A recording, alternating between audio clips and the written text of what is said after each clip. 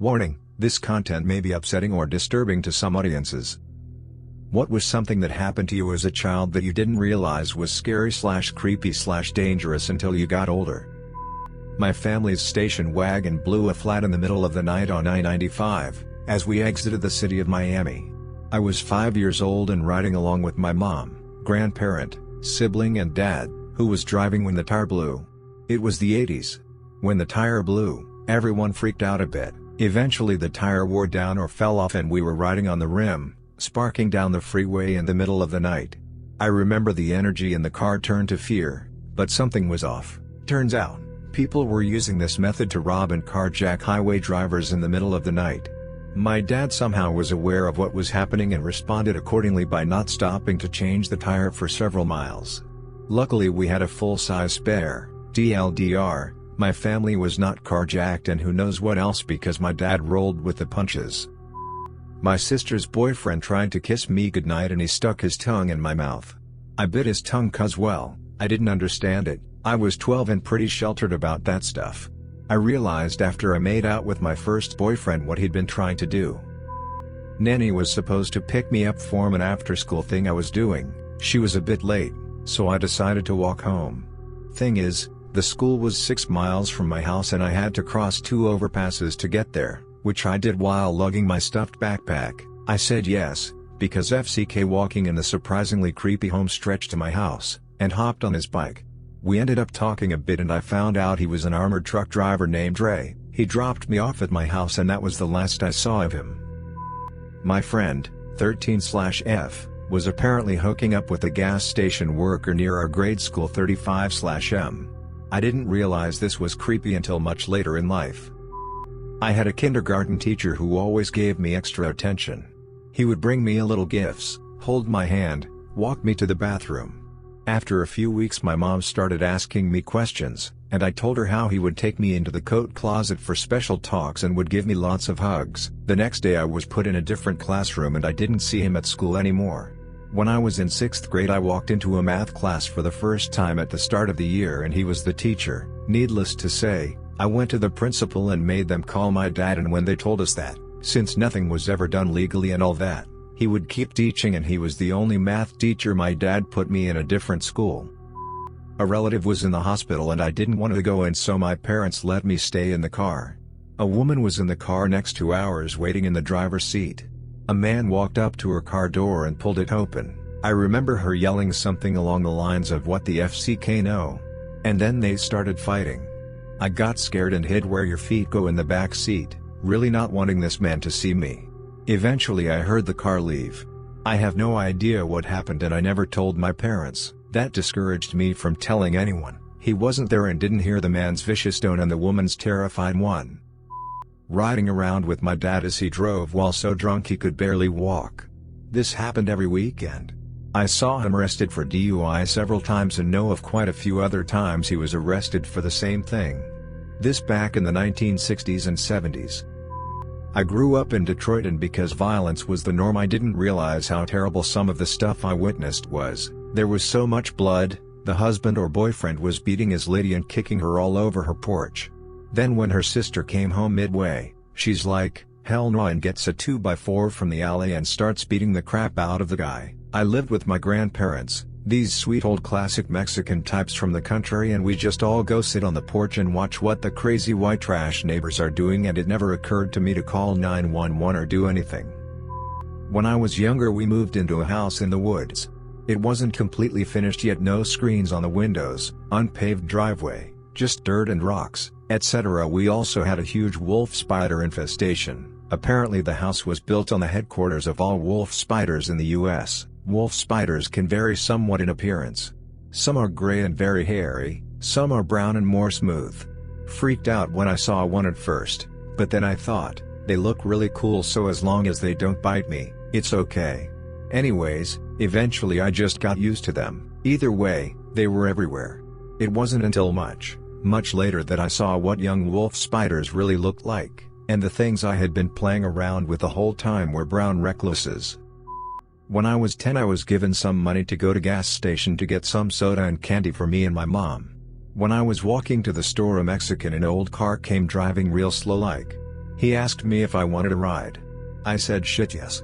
He starts asking me about school and stuff starts getting weird. Later on I realized it was Black Velvet, so we are at a stoplight across from the gas station. I bolt. I run to the gas station and started jumping on the tube to make the bell go off. Well, he yells some choice expletives at the Mexican and tell me to go inside. Old man calls my mom and she told me to walk home and don't drop our sodas. I could have been kidnapped if not for the surly old racist. My stepfather is a pedophile. I realized it until I found child pornography on his phone. Even this, I was a bit doubtful.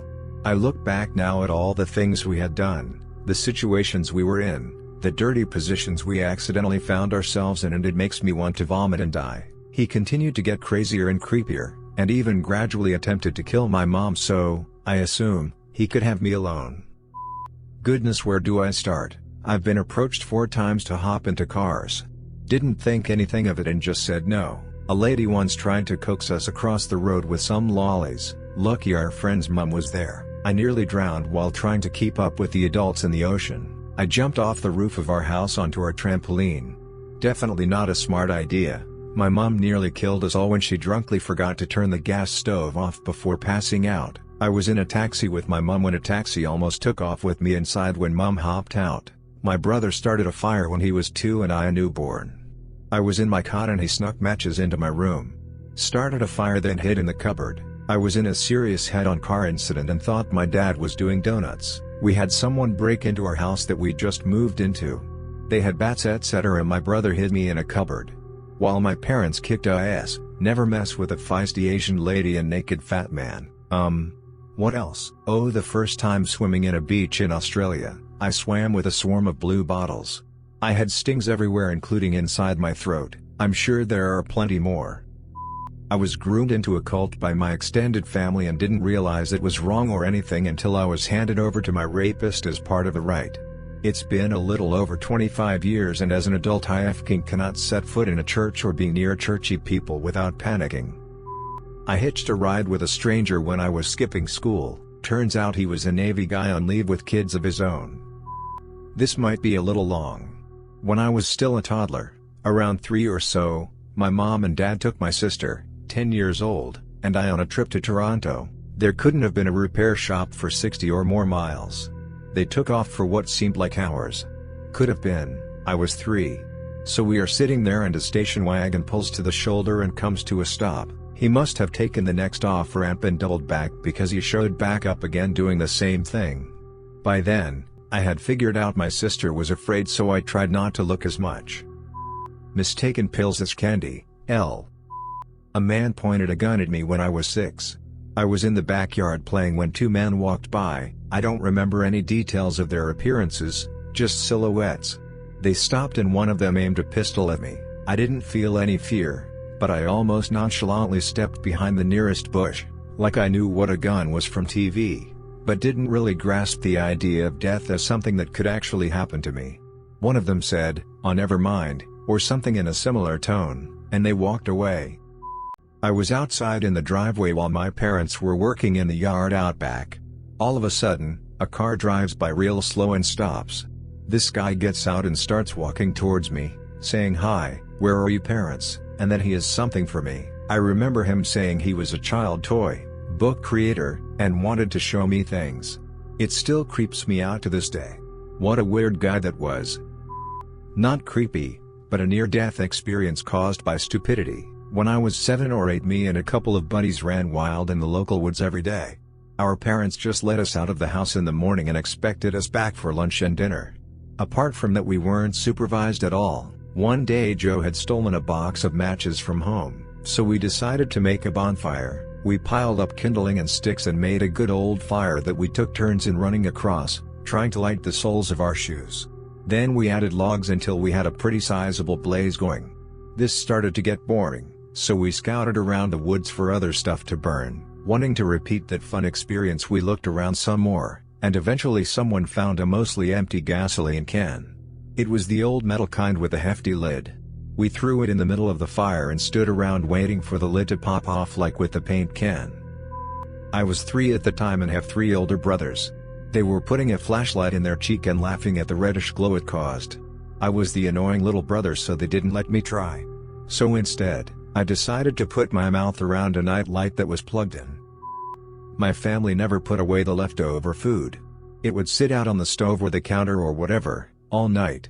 In the morning it was put away. AMD leftovers were eaten as normal. Now I love room temperature food and have a strong immune system.